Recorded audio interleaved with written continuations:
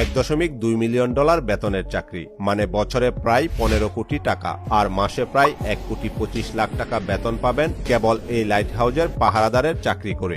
আরও রয়েছে অফুরন্ত সুযোগ, যেখানে নজরদারি করার জন্য আপনার কোনো বস থাকবে না কোনো জবাবদিহিতা। সারাদিন ইচ্ছে মতো আরাম করতে পারবেন, যখন মন চাইবে তখন ঘুম থেকে জাগবেন, চারপাশের পরিবেশ উপভোগ করবেন, মন চাইলে মাছ শিকার করবেন, এক কথায় যা ইচ্ছে তাই করতে পারবেন। আপনার কাজ শুধুমাত্র এটা নিশ্চিত করা যে এই লাইট হাউজের চূড়ায় থাকা বাতিটা সঠিকভাবে আলো দিচ্ছে কিনা, কখনো বাতিটা অফ হয়ে গেলে অন করে দিবেন। ব্যাস, কেবলমাত্র এই কাজটুকুই। আপনাকে আর কোনো কিছুই করতে হবে না, সারাদিন নিজের মতো করে সময় কাটাবেন।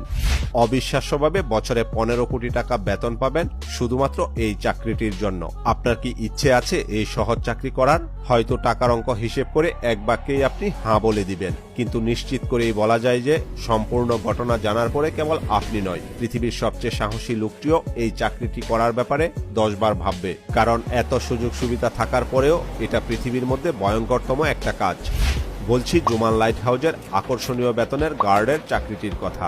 সর্বপ্রথম এই চাকরিটি করার জন্য আপনাকে একটি ফর্ম পূরণ করতে হবে এবং কিছু শর্তাবলী মানতে হবে। ভিডিওটি খুব আকর্ষণীয় হতে চলেছে, তাই নতুন বন্ধুদের প্রতি অনুরোধ রইল চ্যানেলটা সাবস্ক্রাইব করে পাশে থাকা বেল আইকনের অল অপশনটা সিলেক্ট করে সম্পূর্ণ ভিডিওটি দেখতে থাকুন।